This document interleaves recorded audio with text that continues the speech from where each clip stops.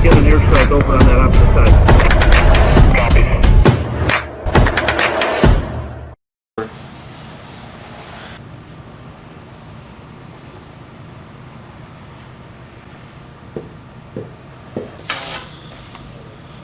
Maybe not on my good shoes. Maybe not on my limited edition tiger stripes. No, I'm recording. Back off. It's comedy to see me struggle. Oh, you think you some hotshot airsoft YouTuber? You can't even bench press 500 pounds like Alphonse can. Hi, and welcome to the After Action Review. This is a video where I'm going to break down some of the tactical scenarios that I was a part of. So, unfortunately, I did not have my camera recording the entire duration of this scenario, but this did happen at Operation Ship of Fools 4 weekends ago. I am here to demonstrate what had happened. And I did mean to say had.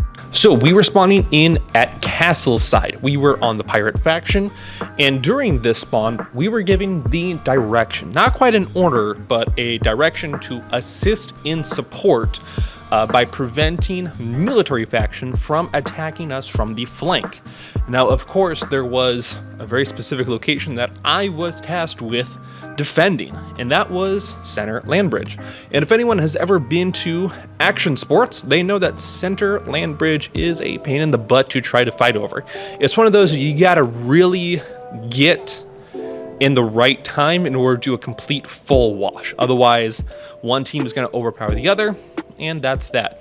Luckily, however, we had tactics and experience on our side. So if anyone knows what a fatal funnel is, Center Land Bridge is something like that. But to demonstrate for anyone who has never been to action sports, let's say that this is the castle down here. We'll even do a comedic, terrible drawing of a castle. And we'll even do like a little princess. Help me, Bowser. Whatever. From castle, I'm going to demonstrate a very large marsh area. Now I think it's gonna go right about here and curve right around there through my A.A.R. So we'll do, I'm doing cat whiskers for weeds and cattails. A continuation of said marshy bridge that goes to right about there. And then we have the interstate and the edge of the property right there. Military was spawning on this side. During one of our spawns, we were tasked with, hey, just defend Center Land Bridge. We already have control of this area over here, so just make sure that no one comes this side while we attack this direction. And I was like, okay, I don't have my team. I only have the people that are spawning with me. And thank you to the guys that did go with me. Granted, we did not have a whole lot of action, but we were able to wash out people that were opposing us. So this was relatively easy. If anyone knows what a fatal funnel is, it means that you are using the environment or some type of natural, it could also be man-made for that fact, funnel. It's hard to describe the act of what we're doing. So essentially, it limits the amount of personnel that could be attacking or coming into that environment. So because the Center Land Bridge is so relatively thin, you could only get 2 people standing shoulder to shoulder in order to walk down effectively, nicely, cleanly. If you try to get a third person, well, they're bumped into the trees or into the marsh. So you really only got 2 people side by side. This is perfect if you have some type of defending position, ideally from castle or even from the military spawn for that matter. On one end, if you had just a couple of machine gunners just laying down some hate down this position, super hard for any number of attackers to try to get through because they can't go left and they can't go right in order to outmaneuver this. They can only funnel in this direction here, hence fatal funnel, which was phenomenal because while we had Our boys going this direction in order to assault Tin City and POW camp over here. Myself and the other gaggle of idiots that were tasked with just holding the position, we are able to go from here very slowly and methodically, just funnel our way all the way through. We had a couple of guys that we took out along the way, and we got to a point where we were able to just hold. So we had assaulter, we had sniper, we had myself as medic, we had super medic right next to me, and then we had our defender right about there. So intentionally positioning, and I wouldn't say I was team leader, but I was definitely one of the individuals that was giving more direction, giving people, positions to sit down, kneel, and hold positions far enough away that if there was a grenade to land between, assaulter and the second position, not all three would get taken out. Only the first two or even the middle position would get taken out. That's having a good range of distance between you and the next person. In the case of grenade does land there, it doesn't take two people out. It just minimizes the amount of damage that can be done. So intentionally positioned the medic away from this possible angle of engagement. What that does is, while this is not a truly great distance, I would say that's probably about 160 to 200 feet within certain spots. It's definitely a distance that certain airsoft guns can range that gap. It's really hard to range that gap, but just in case, I had our super medic, which could not only bandage players, but could also remove bandages. I specifically placed him away from that angle of engagement. I positioned myself more towards that in order to have that support. If I was hit, it's not nearly as critical because our super medic can remove those bandages once he heals me, and always good to have a really good defense. Because while we had cleared this out, we were holding the position. We were doing exactly what we needed to do in order to benefit these guys over here. While we were not getting action, we were collecting major intelligence. Earlier, about half an hour before, we had captured this. I say this as I just scribble the shit out of it. So this was an objective that we needed to capture. It was a little money bank. So we needed to capture that and make sure that we held it for 10, 15 minutes to make sure that we had truly captured it. Well, we had died during that capture point and we had to spawn back into the castle. Well, we had technically captured at that point, so we could then respawn in and go to wherever we needed to. So I was able to look this distance and see, oh, there's a couple of heads out there, but I can't quite make out who it is. I couldn't tell if it was pirates or military. I couldn't identify if there was any type of camo patterns or anything like that, which helps designate the different factions.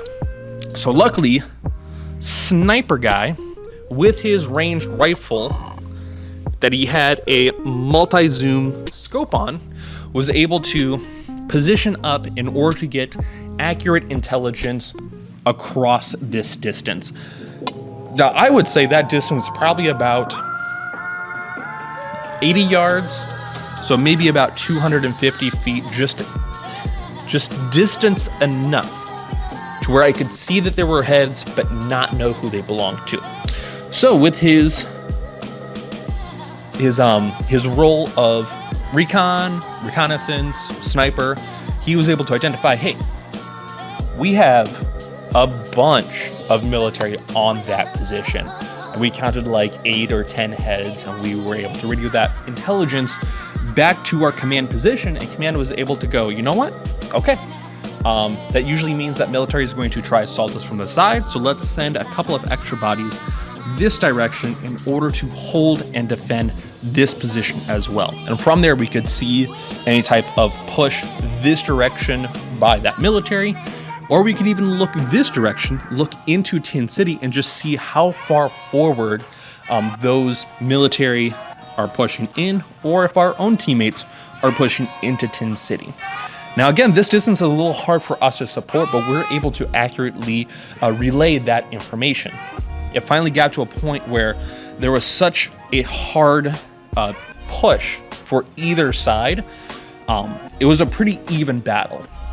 So it was at the point where we were no longer being able to relay information that was at that point relevant, right? Because we had already known, and the guys in the front lines would know, that they're getting attacked by military. And at that point, they had already made contact down here. So our relay of information was no longer relevant. So we had decided, okay, time to join the fight, because that was actually the single mission that did give us the most amount of points in order to win the event for the day. So we were able to capture the downed pilot that was sitting somewhere around here, bring it back to castle, and win the day. You know, all because we were able to relay accurate information, so military could not come in, steal any type of supplies. We were able to make sure that our flanks, either by our strong side or our weak side, that our flanks were protected. And then at whatever point we were able to join in the fight when we knew that military was super distracted in this area right here. As a lot of scribbles, and unfortunately I don't have any gameplay, any extensive gameplay where I was like, all right, you guys, you hang out over there, and ooh, super medic, come over here, and oh, sniper guy, who is that out there? Which that was a very funny encounter, because I called the sniper guy over like, hey, I can't see way over there, so are you able to see what's over there? And he does one of these. Yeah, I can't make it out either. I'm like, dude, can you use your optic maybe? He's like, oh yeah, my bad. Unfortunately, I did not get that on camera, because that would have been really funny, right? Even though you're a smaller number, you can be very much extremely beneficial. In fact, you could almost turn the tides for the amount of points that are accumulated and how your team defends themselves in environments like this. Is it really glorifying? Is it really exciting? No. But I think it's one of the most important positions that you as a player could uphold. We're not in a position to directly assist our teammates, but we are indirectly assisting them by relaying that information that they themselves cannot see. Even Castle, they don't know what's happening in Tin City. They don't know what's happening way over here in Far Landbridge. But the fact that we were able to hold, we were able to clear this out, and we were able to, keep military from pushing up any further, just because we knew where to position ourselves in order to be as effective as possible. And that was, again, just with a gaggle of idiots. That wasn't even like a team. Like, I recognized a couple of dudes, but I didn't know any of them by name, right? So being able to not only be a team leader in those situations where you're able to identify who is able to perform within certain situations the best, such as, I'm going to grab sniper guy in order to collect that information long distance. I'm going to account for super medic to medic, any one of us with really quick and effective movements. I need just one person back here in order to be just a backup defense, just in case one or two military were to, sneak in like a bunch of rats they are. And I need just 2 assaulters. I don't need all 5 of them to be up on that front line. I need just 2 of them. So being able to identify those situations, being able to utilize your teammates to the most effect, and being able to be okay with the fact that you're not on the front lines yourselves. Again, it's not super glorifying. It's not really cool. It doesn't make for the greatest YouTube videos, but I have the most amount of fun doing that. In fact, you can watch some gameplay from not only GTI, but also Serious Viking, where we are the recon element. we're just laying down in a bunch of trees and a bunch of bushes on tops of hills and sneaking our way around objectives in order to gather that intelligence and be the supportive role. Those are the positions that I find the most fun. So I hope that is at least enlightening for you guys. I hope this is certainly helpful and, helps with any type of tactical knowledge, and with more events that I attend, and even like certain indoor games where it's just like a weekend day play. Hopefully I'll be able to bring you more A.A.R's,